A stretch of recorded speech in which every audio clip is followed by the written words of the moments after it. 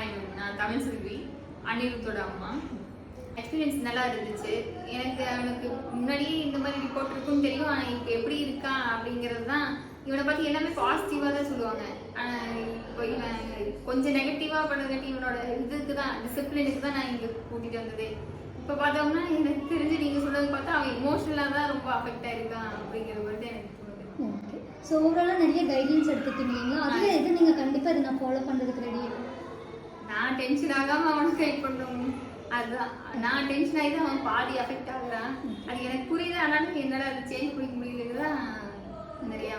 இங்கே நீங்கள் எடுத்துகிட்ட கைட்லைன்ஸில் கண்டிப்பாக சேஞ்ச் பண்ண? கண்டிப்பாக நான் ட்ரை பண்ணுறேன். அவனுக்கு வந்து கொஞ்சம் லேசினஸ் இருக்கிறத மட்டும் அவங்ககிட்ட நீங்கள் சொல்கிற மாதிரி அந்த ஸ்டெப்ஸை ஃபாலோ பண்ணி அவனைவா கொஞ்சம் கொஞ்சமாக செய்ய வச்சு தான் மாற்றணும்.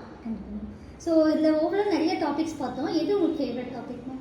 எனக்கு வந்து அவன் வந்து இன்ட்ரெஸ்டாக பண்ணுறது தான்.